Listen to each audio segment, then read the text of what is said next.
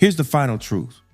If 800,000 skilled jobs exist and we don't fill them, that's not injustice. That's irresponsibility. Looking for real talk on black wealth, power, and progress? Tune into The Black Economy with Damon K. Jones, only on Black Westchester magazine, where truth meets strategy and black dollars make sense. Welcome to Black Westchester's The Black Economy, where we don't chase slogans, we follow logic, history, and results. Tonight, we address a pressing but straightforward question. Where are the black welders, plumbers, and builders? Why has the black community all but disappeared from the skilled trades, the very jobs that built our communities, homes, and generational wealth? This isn't just about lost jobs. It's about how cultural messaging, institutional neglect, and political misdirection contributed to our abandonment of one of the few sectors that rewarded productivity over politics. Let's examine how we got here and what it's costing us. For most of the 20th century, black men and women could be found doing the hard, honest work of building America. They were bricklayers in Harlem, mechanics in Detroit, steel workers in Pittsburgh, and plumbers across the South. Why? Because having a trade didn't require approval. They required skill, discipline, apprenticeship, output. Before college was marketed as a universal path, trades were the gateway to home ownership, middle-class wages, and entrepreneurial independence. But as we entered the post-civil rights era, priorities shifted. The trades were slowly framed as inferior, and instead of questioning that narrative, we adopted it. We started to believe that working with your hands meant you had failed with your mind. That was a cultural mistake, one with economic consequences. Let's look at the facts. Vocational programs were cut from public schools, not by accident, but by design. Shop class, metalwork, auto repair, gone, particularly in black districts. The result? A generation with no technical training and no exposure to trades. Under President Obama, the college industrial complex filled the vacuum. We pushed every student into universities, regardless of skill set or job market alignment. What did that produce? Tens of thousands of black students with degrees in subjects the market doesn't reward and debt they'll never escape. Unions restricted access. While claiming to champion labor, many trade unions operated as gatekeeping institutions. Apprenticeships were handed down through networks we were not part of. And the response from black leadership? Silence. Because confronting unions meant challenging political allies. These weren't random outcomes. They were the result of strategic neglect and ideological drift. Based on the latest data from the U.S. Bureau of Labor Statistics, projected annual job openings for key skilled trades from 2023 to 2033 are as follows. Electricians, approximately 80,200 openings per year. Plumbers, pipe fitters, and steam fitters, about 43,300 openings per year. Heating, air conditioning, and refrigeration mechanics and installers, approximately 42,500 openings per year. Construction and extraction occupations, about 663,500 openings per year. Total annual job openings. Adding these figures together, there are approximately 829,500 projected annual job openings across these skilled trades.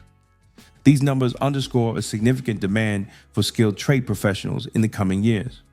Preparing the next generation through education and training in these fields is crucial to meet the anticipated labor need. Let me repeat that. Over 800,000 jobs, high paying, in demand, with low barriers to entry.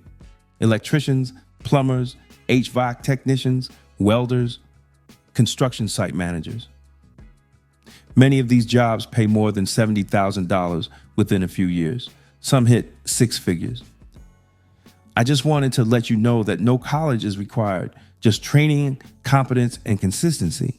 Compared to black men working full-time in the United States, those with a median weekly income of approximately $1,017 equate to an annual salary of about $52,884. Yet we are not preparing our children for them. We've sold them the idea that anything manual is beneath them. And as a result, we are voluntarily exiting one of the few labor sectors that doesn't require cultural permission to succeed. We are not victims here. We are participants in our own displacement. While we pursue performative equity in white-collar spaces through DEI programs, others are quietly building real equity, literal property, pipelines, and power lines right under our noses. When a community abandons the trades, it doesn't just lose income, it loses independence. If you can't fix your roof, you rely on outsiders. If you can't wire your own church, you wait for contractors. If you can't build your own homes, you don't own the neighborhood, you rent in someone else's. This isn't just about jobs. It's about whether we can function without dependency. And dependency is never cheap. It costs us money, it costs us dignity, and it costs us the ability to shape our own future. We have elevated symbolism, marches, hashtags, panels, while neglecting the actual engines of wealth, skills, trades, tools, and output. There's no magic fix, but there is a roadmap. Reintroduce vocational education. Stop pretending every student needs a degree in political science. Start offering welding, carpentry, and auto mechanics early and often. Rebuild apprenticeship pipelines.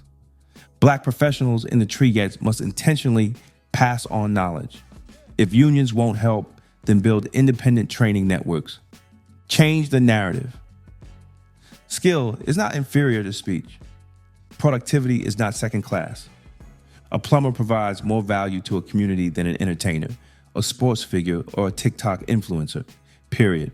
If we don't redirect now, we will find ourselves on the outside of the next building boom, just like we were after the last one.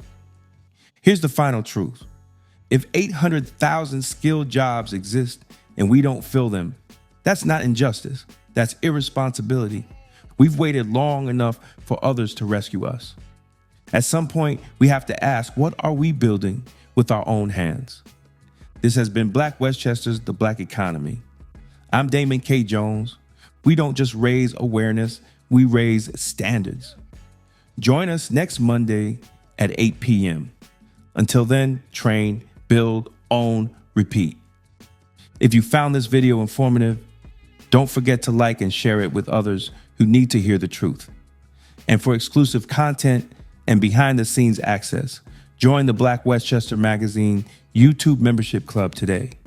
Your support helps us keep independent Black media strong. Here's your chance to rep the movement. The University of the Black Economy tee isn't just fashion, it's a statement. Support independent Black media and wear your commitment to wealth, empowerment, and legacy. Grab yours today. Independent Black media with style. Rock Black Westchester merch and represent the news with the Black point of view. Every purchase helps us speak truth to power. Thanks for watching The Black Economy with Damon K. Jones, powered by Black Westchester Magazine. Please like and share this important information. The views and opinions expressed in this program are those of the host and guests and do not constitute financial advice. Always consult a licensed financial professional before making investment decisions. Stay informed, stay empowered, and keep building Black wealth.